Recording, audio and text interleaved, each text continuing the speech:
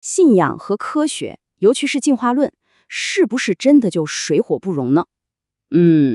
这好像是一个困扰了很多人的核心矛盾。所以今天我们就来聊一聊一个由穆斯塔法·伊斯莫格鲁提出来的一个特别引人深思的框架，它也许能给我们一个全新的视角，让我们跳出这个非黑即白的困境。那这不就是问题的核心吗？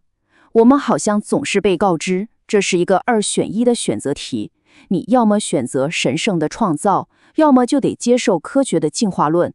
但是有没有可能，这个问题本身就问错了呢？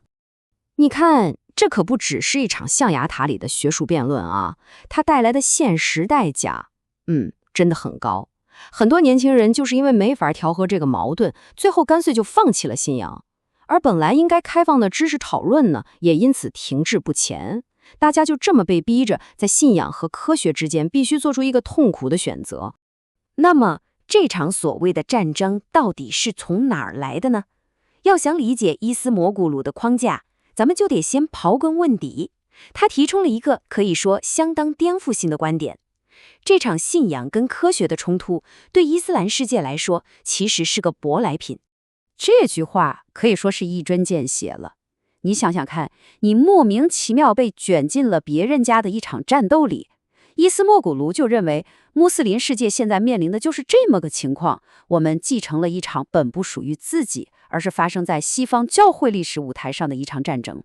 咱把时间往回倒，在欧洲历史上，教会曾一度把所有知识和教义的解释权都牢牢抓在自己手里。在那个时候，任何跟教条不符的科学发现都很可能会被当成是异端。所以科学和宗教的这种尖锐对立，正是在那样一种特定的历史土壤里长出来的。那问题就来了，这种强烈的反进化论立场，到底是怎么传到穆斯林世界里来的呢？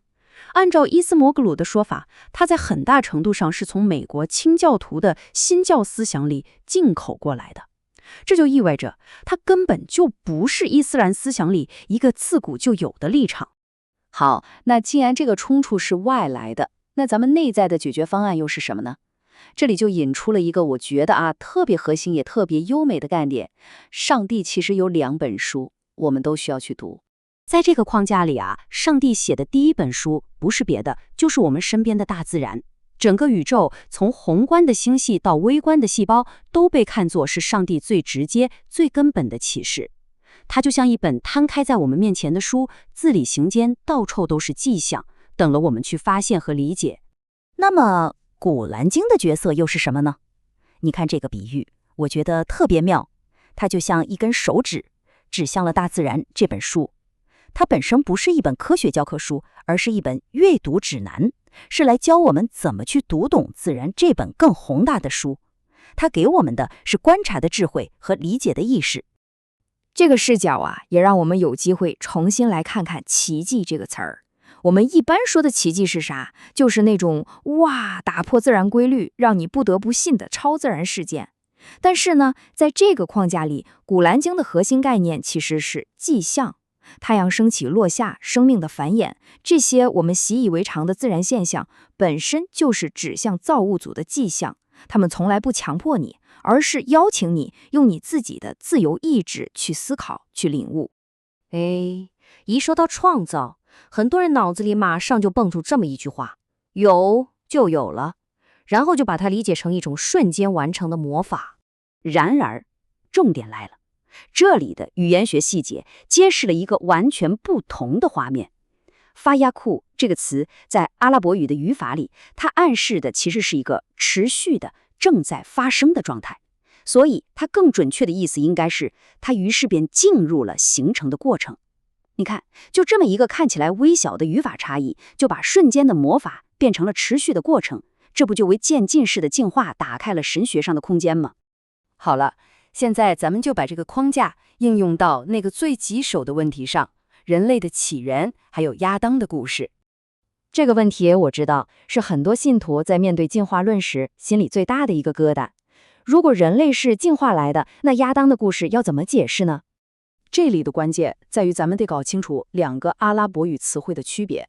伊斯摩格鲁提出一个词叫 Bashar，它指的是生物学意义上的人，也就是我们的物理祖先，是漫长进化链条上的一环。而另外一个词叫 insan， 它特指那个被赋予了精神，也就是有了意识、自由意志和道德感的，能够做道德选择的存教。所以，一个是生物学上的 Bashar， 一个是精神意义上的 insan， 这俩不是一回事儿。这张时间线就把这个概念描绘得非常清楚了。你看，他把科学发现的时间线和神学概念结合在了一起。咱们可以看到，人类的生物学祖先，也就是贝沙尔，经历了数百万年的进化。而亚当呢，在这个框架下，他就不再是第一个生物学意义上的人了，而是第一个被赋予了高级意识和道德责任的insan。它标志着人类文明和道德意识的真正开端。所以，那个被揣入人体的精神到底是个什么东西呢？它不是什么神秘的物质。伊斯谟格鲁打了个比方说，它就像一个神圣的系统包裹。这个系统包裹里装了什么呢？就装了让我们之所以为人的所有核心能力：自我意识、理性、自由意志、良知，还有最重要的那种不断追问为什么的冲动。要理清这些思路呢，咱们还需要一个重要的过滤器，这个概念叫以色列祭文。简单来说，它指的就是那些后来融入伊斯兰传统，但其实并非源自古兰经核心的故事。一个最典型的例子就是夏娃由亚当的肋骨创造这个说法。了解这个概念，就能帮我们把核心的教义和那些后来掺杂进来的可能会跟科学产生冲突的文化叙事给分离开来。好了，聊了这么多，这一切到底给了我们什么核心的启示呢？说到底，它提供了一种全新的范式，一种能让我们彻底跳出原来思维困境的视角。这句话我觉得特别关键，它把进化论从一个需要你信或不信的条款，还原成了一门科学知识。你不需要去信仰进化论，就跟你不需要信仰万有引力是一个道理。你要做的是去了解它。这么一来，信仰层面的冲突其实就消除了。